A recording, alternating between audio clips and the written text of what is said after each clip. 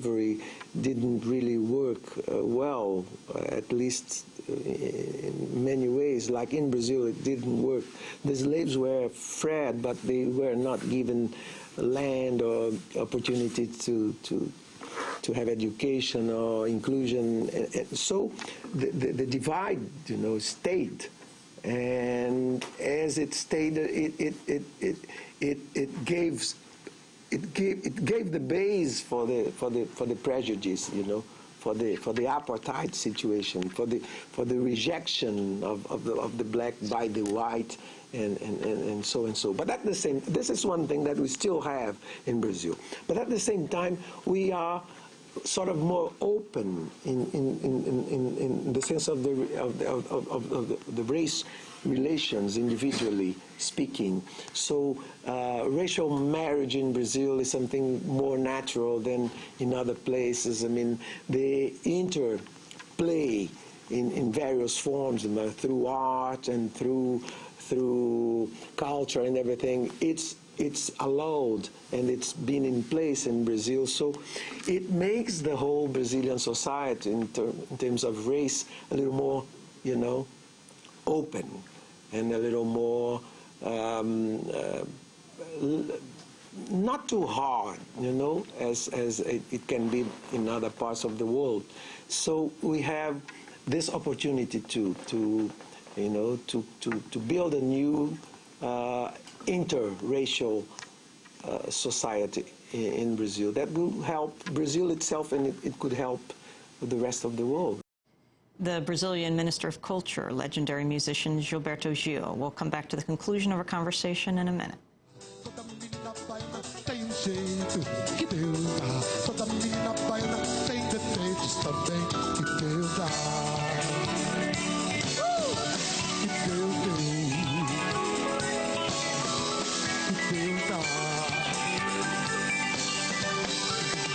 Então se Deus te dar a primazia, pro bem, pro mal, primeiro estão na Bahia.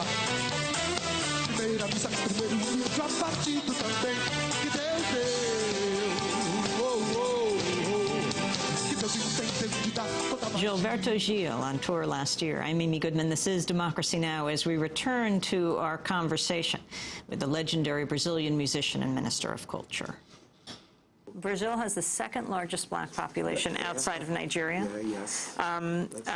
In 2001, President Bush, our president in the United States, reportedly asked the president of Brazil, do you have blacks too? Yeah, that's a lack of knowledge,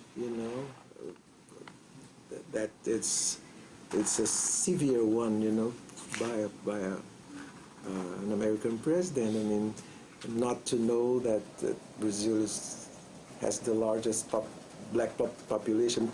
That happens, Speaking of presidents in the United States, do you have thoughts on the 2008 presidential race right here in the United States?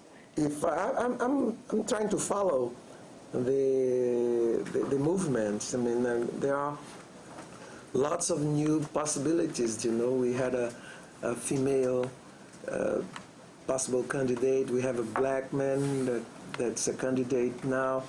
A young man, well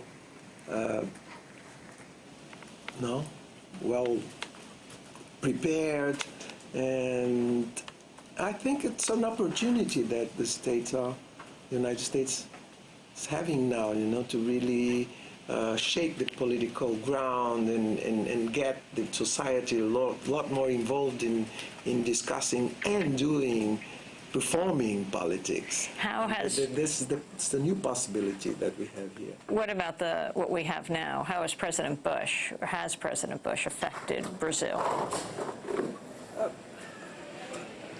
We have presidents. I mean, they talk themselves. I mean, about their countries and their states and their governments and everything. President Bush has been talking to Brazil, to President Lula. They have a normal level of understanding. Relationships between Brazil and the United States are being kept out of the individual idiosyncratic elements. I mean, like we have institutional level of dialogue established, no matter the presidents that we have. How has global warming affected Brazil and the deforestation of the Amazon? Deforestation is a serious problem that we have due to many things, to cultural compounds. First of all, I mean, we have not been able to develop a culture of respect to the nature and respect to the future, that kind of thing. I mean, they've been for different purposes, especially for making money. I mean, they've been into this incredible process of devastating the forest in the Amazon and everything. It's also lack of a stronger government body that could sort of ensure the process of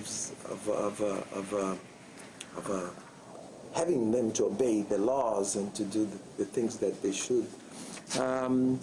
But at the same time, it's a question of international support. I mean, we have to have international support so that we can establish policies, public policies, regarding the conservation and the preservation that should be supported by the international community. There's been a food uprising around the world because of the problem with people having access to food, hunger, protests all over.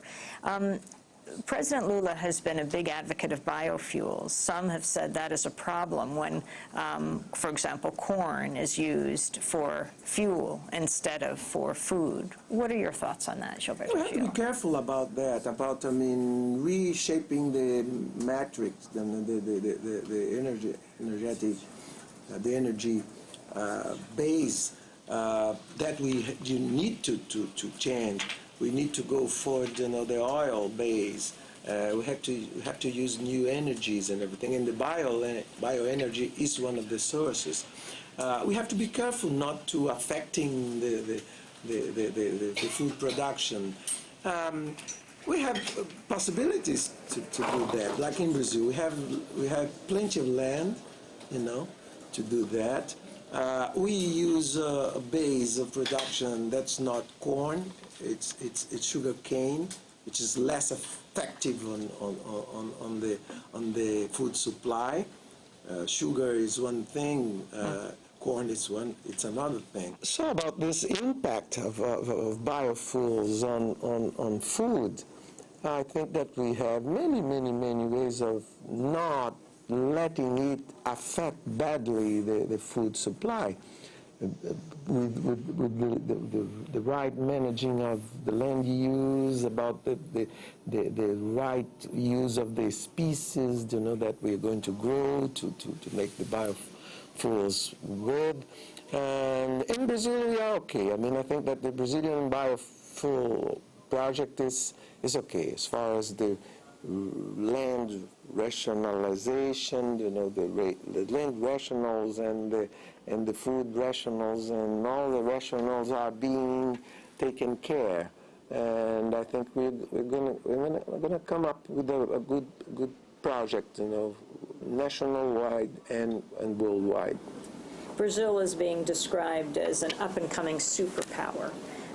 Can you talk about whether these conditions are really changing for the majority of Brazilians? Yeah, a superpower. I mean,